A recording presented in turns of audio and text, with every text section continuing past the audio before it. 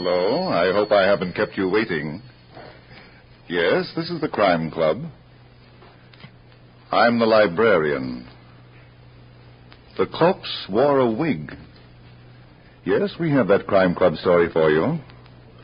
Come right over.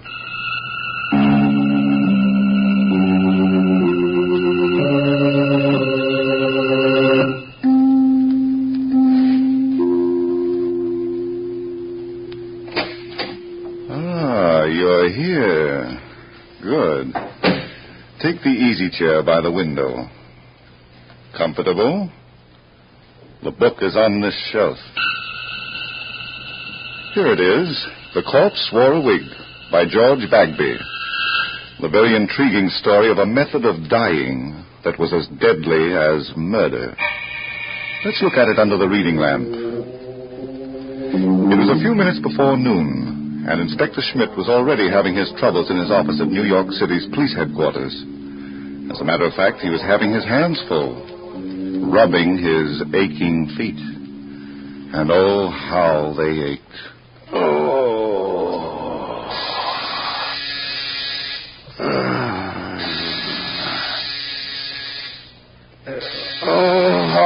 All right, you bloodless devil, you... Hello, Schmidt talking. What do you want? Inspector, this is Cassidy. Cassidy, huh? That's a big help. Which Cassidy are you? The sergeant, sir. I suppose it's wondering you are what me and Inspector McKee man is doing on one of your cases. Well, you see, it's like... I don't start wondering until I know what you're talking about, Cassidy. Oh, sure. And it's right you are. You know, the good Inspector McKee went on his vacation last night. Yes. But what's that got to do with me? Well, I'm working for you now. Inspector McKee's orders. Oh, my aching feet. That's the reason, sir. Well, I'm down here in the coroner's autopsy room. You know that suicide cadaver that was brought in this morning? I had him brought in. That's Dr. Jeremy Bullock. I wanted an autopsy done. It's been done. And it was no suicide, Inspector. What? Clear and simple.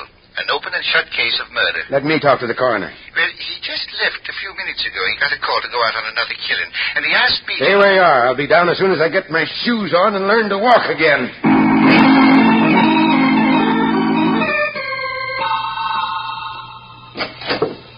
All right, Cassidy. What's this about murder?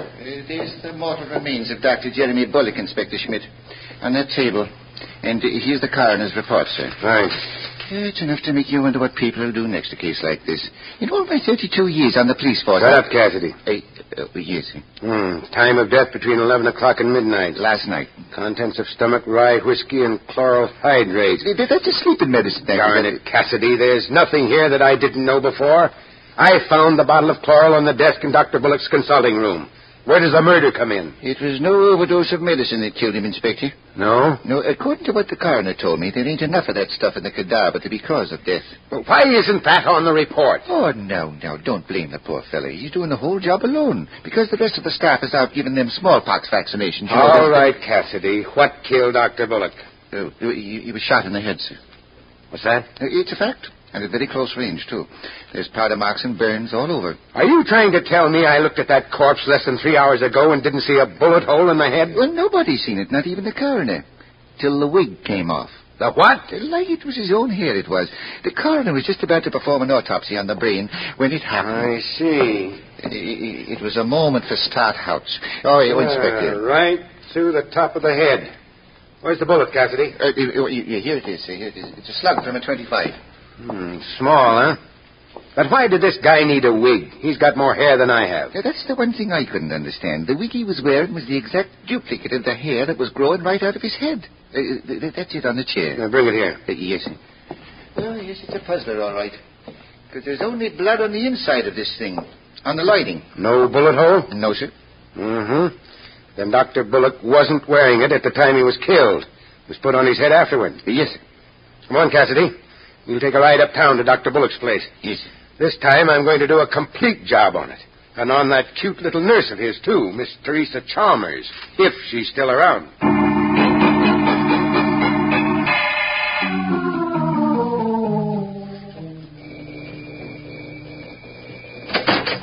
Yes, I heard you the first time. What do you want? Who are you? I beg your pardon. You always lead with that tone of voice? I sometimes lead with my left. I'm Inspector Schmidt, Police Headquarters. Police? Oh, my goodness. Well, come right in. I didn't mean to be brusque. But there's so much to do here. Yeah. So much. Oh, dear. I suppose this character with you is a policeman, too. Why, listen, you... Hold it, Cassidy. But he called me a character, Inspector. This terrible day, this dreadful day. What are you doing here? I'm Spencer Talcott, scalp specialist. My salon is just around the corner from here, one flight up. I give treatments for every known variety of scalp disorder. I also give beauty treatments, hair waving, rinses of every description. My salon is a byword. Have you got a card? Yes. Keep it. Now, Mr. Talcott, what are you doing here? I heard about the horrible tragedy, Jeremy's, Dr. Bullock's suicide. I was in the midst of giving someone a treatment when my assistant, Miss Foley, brought me the news. You can just imagine how I felt. Not now, if you don't mind. Jeremy Bullock, suicide. Unbelievable. He was so perfectly balanced. Good heavens, Inspector, what are you doing? Taking off my shoes. Any objections? Well, I must say... Well, don't. So you're a scalp specialist, huh? What do you know about wigs? Wigs? Are you talking to me? I hope so. I don't know anything about wigs. My job is to do everything I can to avoid them for my clients. I am a scientist. Yeah. Where's the girl? Would you be crudely referring to Dr. Bullock's nurse? Where is she, Talcott? Oh, well, you don't have to shout, Inspector. Miss Chalmers is resting in Dr. Bullock's living quarters. The shock of her employer's unexpected death, I'm afraid. Tell her to come in here. Inspector Schmidt, the poor child is just a tangle of nerves. Couldn't you forego the usual procedure? Get going, Talcott. Of course. You give me no alternative. If only there were not so many brutes in this world to tell decent people where to go. And that calls me a character. Forget it, Cassidy. You notice anything about this place that's out of line? Only that worm that just crawled out of here. If I were a private citizen without the dignity of a whole department to uphold, I'd show... Why, Inspector, this room is all wrong. Thanks for the cooperation. But the furniture's old and broken down. Now, this is a high-class building in a fine high-class neighborhood. Pretty expensive, huh? Well, if I'm any judge of rentals, it's more than the likes of me can... Well, I'll be an Englishman. What's the matter, Sergeant? Now, what would that dirty, dilapidated moose head be doing on the wall of a doctor's waiting room? A moose head with one eye and a crack under the chin. Now, it ain't the sort of thing that gives peace of mind to the sick and the troubled, is it now? Not exactly, Cassidy. But it is something to wonder about. Inspector Schmidt. Oh, Miss Chalmers. Mr. Talcott said you wanted to see me. Mm-hmm. Come in. We don't have to talk long distance. I'm not feeling well, Inspector. I hope you'll understand. Don't expect him to do anything so human, my dear. I told him exactly how miserable you were, but he insisted Cassidy. on your... Yes, sir. Go through this place and see what you can pick up. I'll do that, sir. Start with the consultation room. That's where the body was found. Yes, sir. The consultation. Well, that must be that room. Now, Miss Chalmers, What do you want? I told you everything hours ago. you told me you came to work this morning and found Dr. Bullock sitting at his desk, dead. That isn't everything, young lady. What? I'd like to know more about Dr. Bullock. Why a sloppy waiting room like this, and why that moose head? I don't know, Inspector. How long have you been his nurse? 6 months. What kind of people came into this dump of an office? All kinds. What are you getting at? Miss Chalmers, I've been a policeman too long not to recognize a phony setup. You saw nothing wrong with it this morning. Bright girl. I wasn't looking for the same kind of evidence. The same kind... Inspector. Yes, you're catching on fast. Jeremy Bullock didn't commit suicide. I knew it. He took an overdose of that chloral hydrate by mistake. I knew he wouldn't kill himself. You're so right.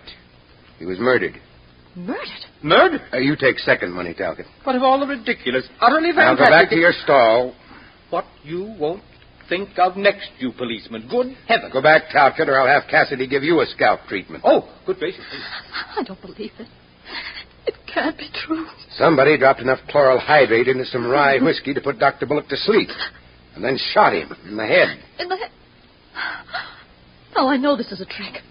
You're only fishing. The top of the head, Miss Chalmers. Did you ever see this wig before? No. And what's more... Wait a minute. Yeah? That looks like Jerry's hair. Jerry, huh? Was he? No, he wasn't. How long has it been Jerry, Miss Chalmers? We were going to be married in 2 weeks. Is that so? I know what you're thinking. He was old enough to be my father. But I didn't care. I loved him. Well, there's no law against it. Yet. Inspector, was Jerry really murdered? Would you like to see his body again? Talcott. She killed him. Kate Foley killed him. Kate, my assistant? Well, you must be out of your mind. She threatened him. She was here yesterday screaming bloody murder because he was going to marry me. Don't stop, Miss Chalmers. This is becoming very interesting. She said she'd kill me, too. That jealous lunatic. She had no claim on Jerry. He never promised to marry her. How do you know? Well, suppose he did and he changed his mind. He didn't love her. That's no reason to be murdered. Yeah. Talcott, would Kate Foley be in your finger-waving paradise now? Of course. But, my dear Inspector, you can't be thinking that... I'm going to tell you, huh? Come on, I want to get her side of the story, and quick. But, Kate, she's one in a million. Expert assistant. Oh, I almost forgot my shoes. Dear me. What am I going to do? Don't say another word. The minute I get into these, I start hating things. All things.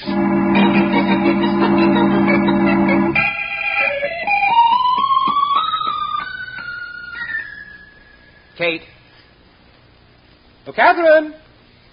Miss Foley! Save your breath, Talcott. The bird has flown. But she left the door unlatched, and she has appointments. It could be she's got other things on her mind.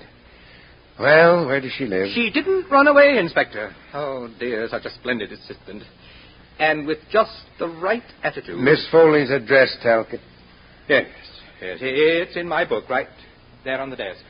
How can you be so unsympathetic? It's a tough world. Say, this is quite a display of bottles you've got in this cabinet. I? Oh, those, my products. Talcott's dandruff lotion, Talcott's henna rinse, Talcott's golden rinse, Talcott's hair dye black, Talcott's hair dye brown, Talcott's for dry scalp, Talcott's for oily scalp. You believe in Talcott's, don't you? Those are my own concoctions, Inspector. I'm a scientist. Oh, I see. Dr. Bullock was about 55, wasn't he? About? And not a gray hair in his head. Oh, there were many, my good man, many. But thanks to Talcott's hair dye black... he was able to fool the ladies. All right, let's get back to Miss Foley. It won't be necessary to go to her home, Inspector. Dear child left this note for me. She's gone to lunch. Where? For goodness sakes, how should I know? Miss Foley has a life of her own. She doesn't have to tell me. What time will she be back? She has an appointment with a very distinguished Park Avenue matron at 4 o'clock. That gives me 2 hours to... Inspector Schmidt. I was just leaving, Cassidy. Yes, sir. The young lady told me where to find you, and I ran as fast as the leg could get. What is it? Well, sir, it's evidence I've located. Real evidence. In Dr. Bullock's office? In his file of cases. You know the file where a doctor keeps the records of his patients? I know. Well, sir, there was nothing in it. Not one record of a single patient. And that set me thinking... Sergeant, what about the evidence? Well, I'm coming to that, sir. It was thinking I was something ain't kosher. And then I looked and I found it in the bottom drawer of the desk. In a medical book. You found what? This card, Inspector, with Louis Denby's name and address on it. Louis Denby? St. Louis, the slick artist that gave us all the trouble 8 years ago. But he disappeared. Nobody ever saw him again. Nobody but the dead Dr. Bullock, sir. Because there's his name and address in the card. And it says... 974 West 52nd Street. Let's go, Cassidy. We'll find out the connection between Bullock and Denby. Inspector Schmidt. Now, what do you want, Talcott? What shall I say to Miss Foley when she returns? Tell her not to get lost. She's got an appointment with me, too. All right, Cassidy. Well, what do you know? This fella believes in advertising, doesn't he? Talcott's dandruff lotion, Talcott's hair dye black. Come on. We've given him enough free time. Yes. Are we going to pay Louis Denby a visit? You are. I'm going back to headquarters. Oh, it's your feet again. My feet and my head. But in between, there's a hunch I'll do better at headquarters than anywhere else.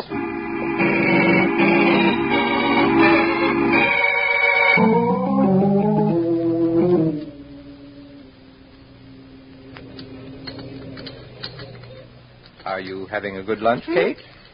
Oh, you. Checking up on me, Mr. Talcott? We needn't be so formal, dear. With you, how can a girl be otherwise? I've just done you a tremendous favor and at a great risk to myself. I'll bet. How much is it going to cost me? I told the police I didn't know where you were, but of course I knew all along. Police? I knew you're a child of habit, that you eat in this dreadful place every day. What do the police want with me? A certain Inspector Schmidt is frightfully upset about the death of Jeremy Bullock. So? Seems your friend did not commit suicide. What? He was murdered. You're crazy. Oh, yes. The police have all the proof they need. He was shot. Oh, no. Kate, where were you last night between 11 o'clock and midnight? I was... Say, who appointed you chief constable of Madison Avenue? The police are going to ask you the same question, dear. Yeah, why? Inspector Schmidt knows that you threatened to kill Jeremy. Did I? When? Yesterday afternoon. He was mad as a hatter because Jeremy threw you over for Teresa. Oh, so that's it. Isn't funny, Kate? If anything should happen to you... It won't. I wouldn't know where to look for another assistant. Have some coffee, Spencer, and I'll tell you the story of my life. Oh, you don't have to. Oh, but I do. Jeremy Bullock never meant any more to me than you did. Now, look here, Catherine. Nothing personal. He was a guy I went out with a few times. I went out with you, too, didn't I? Sure, but did we ever talk of getting married? Well, not the marrying kind. Neither was he. He liked women, but too many of them. Oh, dear, it gets more and more complicated. Why did Teresa tell Inspector Schmidt? Oh, so that's where he got it, huh? Naturally. Didn't you know? No, my pudgy little lamb. I thought it was from one of the other 2,000. Well, goodbye for now. Where are you going? To choke somebody with a wagging tongue. But, Catherine, you didn't have your coffee. Oh, dear. I wonder if she put too much sugar in it.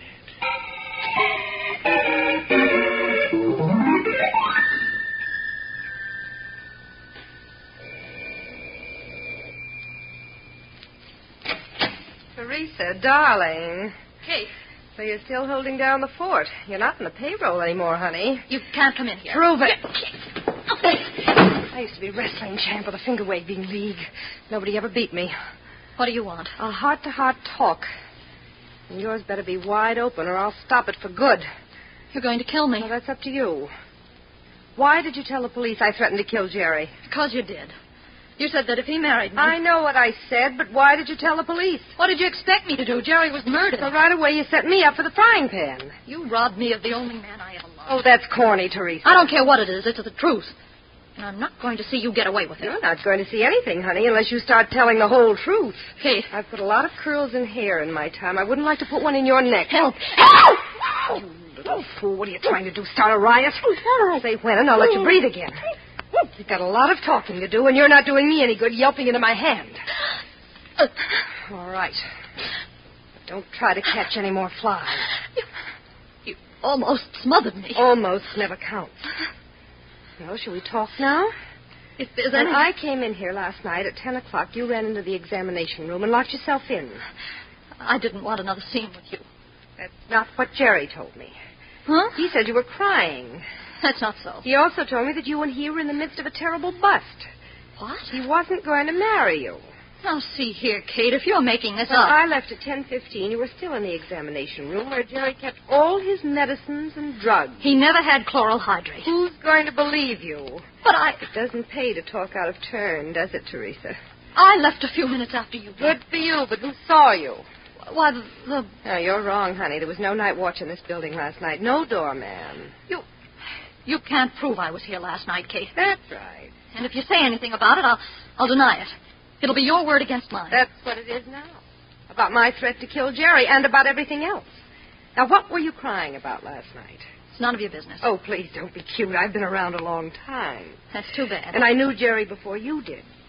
He told you last night that he never intended to marry you. Shall I go on? I can't stop you. He also told you that he was using you to get rid of me. What? But... I'm a veteran of the same dirty war that licked you. Jerry used that stunt on me to get rid of a previous commitment. Oh. So we're two of a kind. You fight for your life, and I'll fight for mine. Maybe, if we say the right things to the right people, we'll both live to a ripe old age.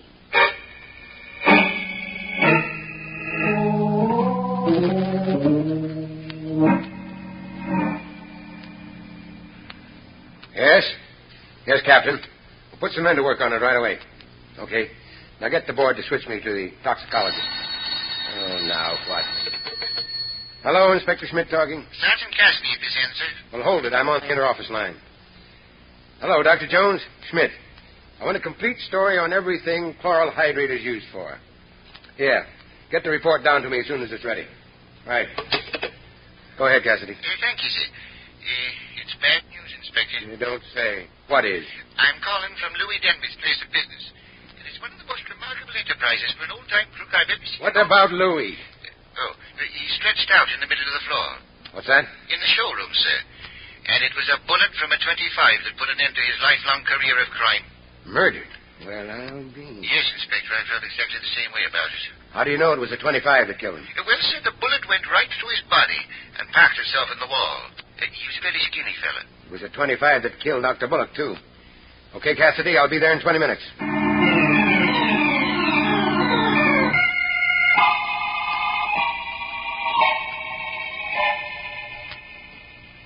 Yeah, right through the heart at close range. He's been dead around 6 hours. Somebody didn't want Louis to talk, sir. Thanks for telling me. But why, Cassidy? That's the question. Well, Inspector Smith, it's all on the record. What record? Louis, when I came to this little bare room with the mirrors all around the walls, the first thought that came into my mind was, why a bare room with mirrors? So I made a thorough investigation. Yeah? It was in that room over there that I found the reason. Keep going, Cassidy. A factory where Louis Denby manufactured wigs. What? Yes, sir. All colors and all descriptions. Good Lord. Bullock gets a wig from Denby, and they're both killed by the same caliber gun. We've got to find out why, Cassidy. Well, sir, it's about that record I was telling you. After I see what the setup was here, I decided to look Just around... tell me about the record. I found it on this card in the drawer of Louis' work table. Now, let me see it. Dr. Jeremy Bullock, 123 Main Drive, St. Louis. Well, this is a business card. It's on the other side, the information that might January 6, 1940, lead poisoning. In St. Louis. Lead poisoning. Chloral hydrate, a wig, a moose head. Cassidy, we're almost in. The devil, you say? Now go back to headquarters, get the St. Louis police on the phone. I want a full report on Dr. Jeremy Bullock up to the time he left the city. Would you be saying... Later, if I'm right. Now I've got to pick up some suspects and hold a conference in Dr. Bullock's office.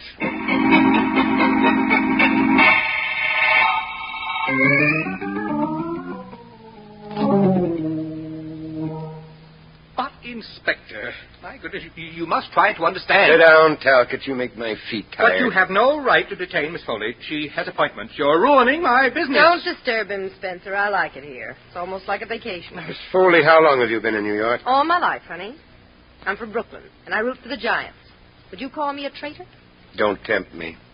How about you, Miss Chalmers? I came here from Philadelphia 2 years ago. You're next, Talcott. Appointments are going to waste, and you dare hold a geography class. How about it? Where did you float in from? I don't float. I'm a native New Yorker.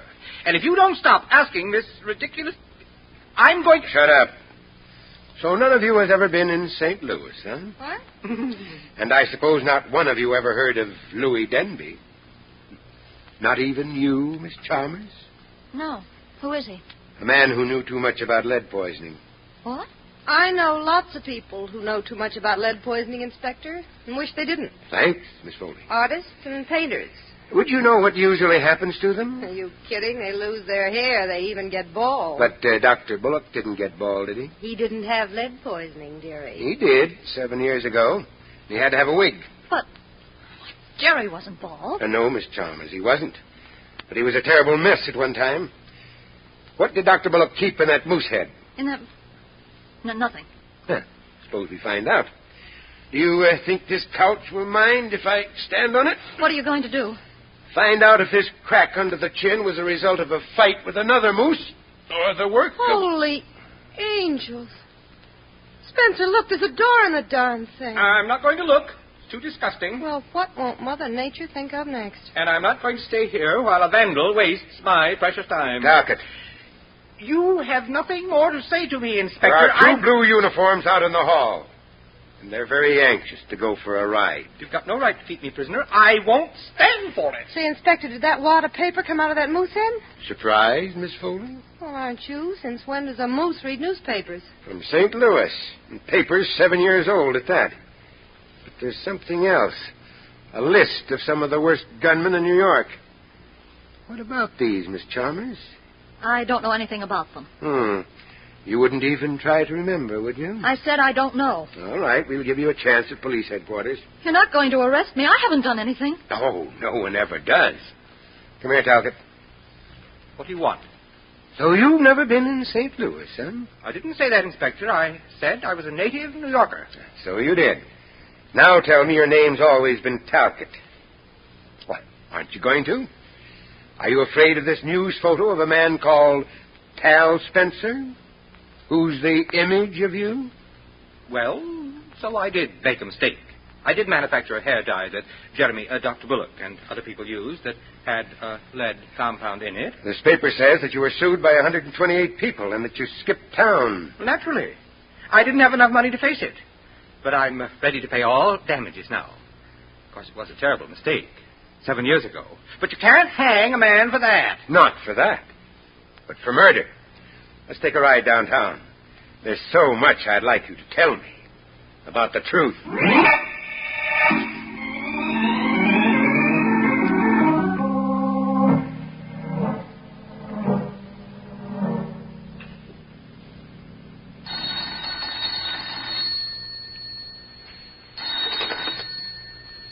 Yes, Schmidt talking. What do you want? Sergeant Cassidy, sir. What? Do you know what time it is? It's exactly 9:42. I'm sorry to disturb you at home, but You're sorry. I was giving my feet a hot bath, and you dragged me across the living room to the telephone. What for? Well, I'm still down here at headquarters. I just got a teletype report. Dr. Bullock was no doctor. He lost his license 4 years ago because he... Patching up the wounds of robbers and gunmen. Yes, that's what he was doing in New York, too. Oh, my. Why did that Talcott kill Bullock? His real name was Spencer, and Bullock was blackmailing him. Oh, that again. Yeah. Spencer made up a hair dye in St. Louis that almost ruined Bullock's scalp. It was a big scandal. One more question, and then I'll be leaving you alone to take care of your feet. How did you fix it on Spencer? The chloral hydrate. Used as a base in most dandruff remedies, and Spencer Talcott used it in his. Oh, my. You know, I always say when it comes to beating the police department of our great city of New York, a criminal has to be... Good night, Cassidy. Good night, Inspector Schmidt.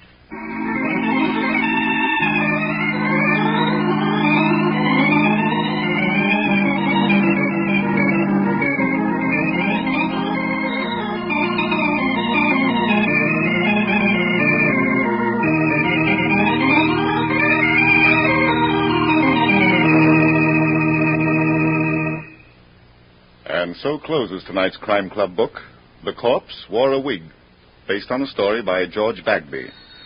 Stedman Coles did the radio adaptation. Roger Bauer produced and directed. Cameron Prudhomme played Inspector Schmidt. Ted Osborne was heard as Spencer Talcott. Barry Thompson was Cassidy. Elspeth Eric was Kate Foley. And Elaine Kent played Teresa Chalmers. Oh, I beg your pardon. Hello. I hope I haven't kept you waiting. Yes, this is the Crime Club. I'm the librarian. Yes, come over a week from tonight. Good. We have a very unusual story of a double cross that doubled and redoubled with murder. It's called Death is a Genius. In the meantime... Well, in the meantime, there is a new Crime Club book available this week and every week at bookstores everywhere. Yes, it's available now. Fine. And we'll look for you next week.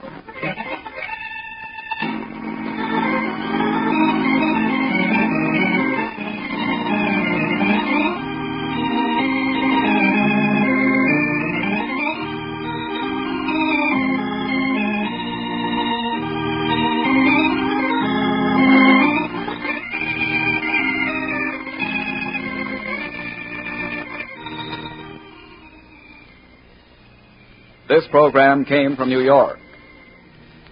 This is the Mutual Broadcasting System.